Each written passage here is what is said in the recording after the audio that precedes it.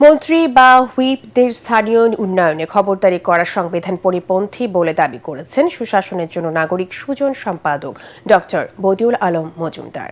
জাতীয় প্রেস ক্লাবে ত্রয়োদশ জাতীয় সংসদে সংরক্ষিত আসনের নবনির্বাচিত সংসদ সদস্যদের তথ্য নিয়ে সংবাদ সম্মেলনে তিনি একথা বলেন।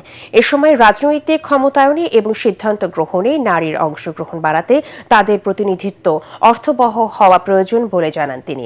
এজন্য দলীয় প্রধানের অনুগ্রহ বন্টনের হাতিয়ারে পরিণত না করে সরাসরি ভোটের মাধ্যমে সংসদে নারী প্রতিনিধিত্ব নির্বাচন করার আহ্বান জানান তিনি।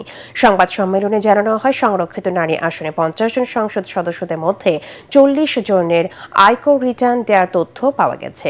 5 কোটির অধিক সম্পদের মালিক রয়েছেন 20 জন। বর্তমানে মামলা রয়েছে 6 জনের বিরুদ্ধে। যে অন্তত এই একটা ছোট নির্বাচন হলফনামাগুলো ঠিকভাবে পূরণ করা হয়েছে, এটা পরিপূর্ণভাবে তারা যাচাই বাছাই করবে এবং একই সাথে সমতা তারা নিশ্চিত করবে।